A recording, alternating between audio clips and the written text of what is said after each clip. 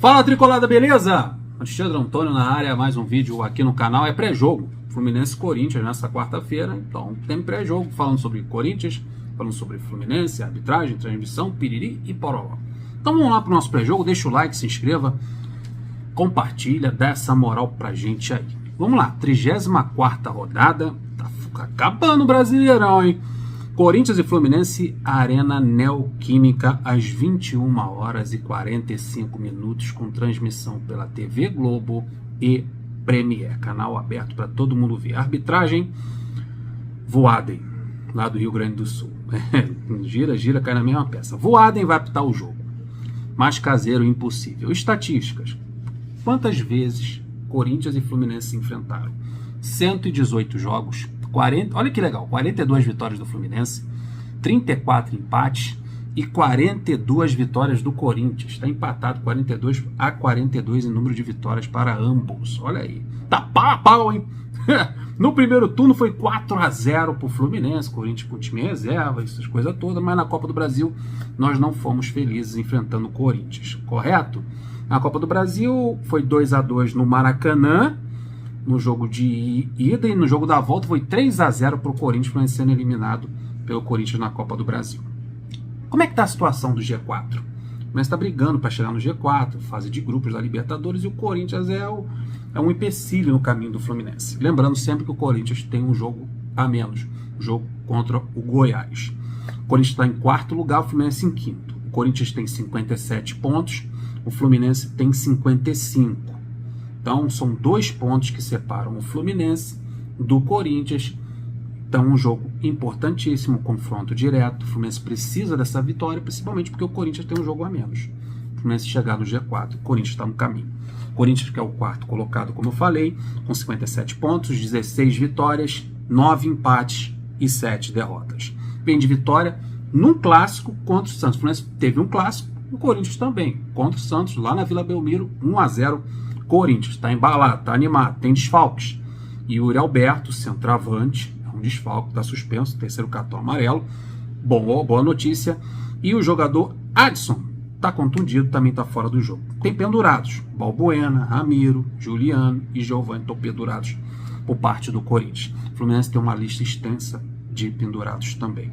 Vamos para a escalação então. Quem vai jogar no lugar do Yuri Alberto na função de centroavante? Já foi escolhido, é o Roger Guedes. Ele vai ser o centroavante. Vamos lá.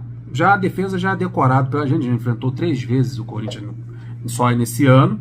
Então é Cássio no gol. Na lateral direita o Fagner. A dupla de zaga o Balbuena e o Gil. Na lateral esquerda o Fábio Santos. Meio de campo a dupla de volante é o Duqueiroz e o Vera.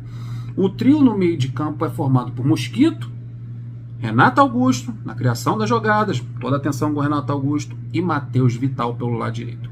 O centroavante é o Roger Guedes, sistema tático 4-2-3-1. Esse é o time do Vitor Pereira para encarar o Fluminense Futebol Clube. Eles estão fora das outras competições, estão focados no Campeonato Brasileiro, focados para chegarem no G4 e chegar na fase de grupos da Libertadores. Então, um jogo complicado, um jogo fora para o Fluminense. O Fluminense vai ter que ter todas as atenções, jogar no ataque e se resguardar na defesa.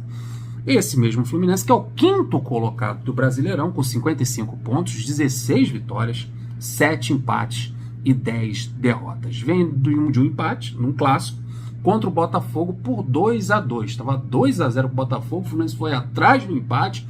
Entrou o moleque Matheus Martins, sofreu pênalti, Ganso foi lá e fez. Depois o Matheus Martins empatou o jogo para o Fluminense.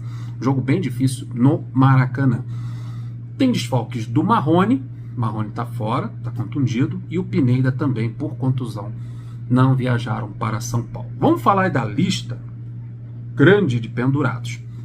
Titulares, tem o Fábio, o Arias, o Iago e o Ganso. Olha a rapaziada aí de titular que estão pendurados com 2 cartões amarelos. Então, se junta essa rapaziada o David Braz, David Duarte, Felipe Melo, o Wellington, Bigode e o Matheus Martins, todos esses camaradas pendurados com 2 cartões amarelos.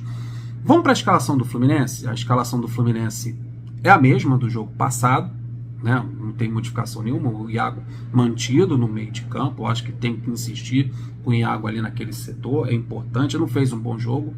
Fez um jogo bem abaixo do esperado.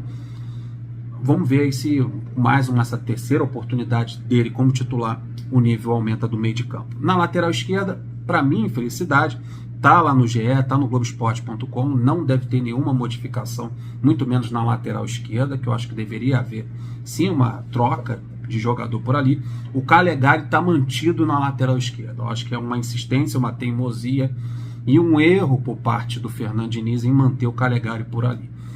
Por N fatores que eu já passei aqui para vocês, o Calegari é um jogador de marcação, é um jogador que não explora a linha de fundo, não é um jogador ofensivo. Você vai ter o Fagner pelo lado direito da equipe corintiana. Seria interessante você ter um lateral esquerdo mais agudo, que explore a linha de fundo, que vá para o ataque, que faça um contra um, e você ter um lateral mais defensivo, tímido no ataque, que é o caso do Calegari, é você não explorar as deficiências do adversário. Ah, mas Alexandre, o Fagner ele é um bom jogador na marcação. Mas você ter um jogador mais agudo, auxiliando ali pelo lado esquerdo o Arias, que é um jogador que cai para aquele lado, seria mais interessante, incomodaria mais o Fagner e manteria o Fagner no setor defensivo. Mas a aposta novamente no Calegari. Eu colocaria o Cristiano para jogar para aquele lado, mesmo sabendo que não resolveria o problema, mas é um jogador da posição. Então vamos lá para a escalação. O goleiro Fábio mantido no gol. Na lateral direito o Samuel Xavier, que precisa dar uma melhorada aí, caiu um pouco o nível do Samuel nos últimos 2 jogos. A dupla de zaga formada por Manuel e Nino. Meio de campo aquele quadrado com André, Martinelli, Iago e Ganso. E o ataque com Cano e John Arias. John Arias vai fazer a dupla de ataque aí com o Germancano. A situação do Fluminense é essa, vai jogar fora de casa, perdeu 2 pontos jogando no Maracanã contra o Botafogo, seria muito importante, pensando no G4, ter vencido a equipe do Botafogo. Agora vai ter que catar ponto lá em Itaquera contra o Corinthians, certamente com o estádio lotado.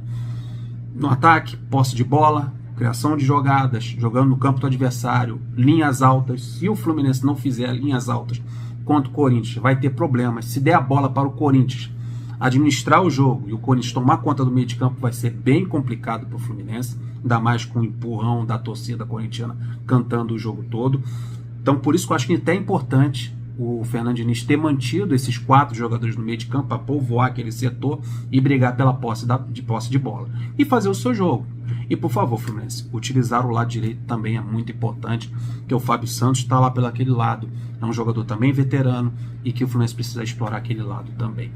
Vamos ficar na torcida, jogo difícil, estarei aqui no YouTube no mesmo horário para reagir à partida, convido todos vocês. Belezinha? Tô indo nessa, deixa o like, se inscreva no canal, até o próximo vídeo, até a hora da live. Fui!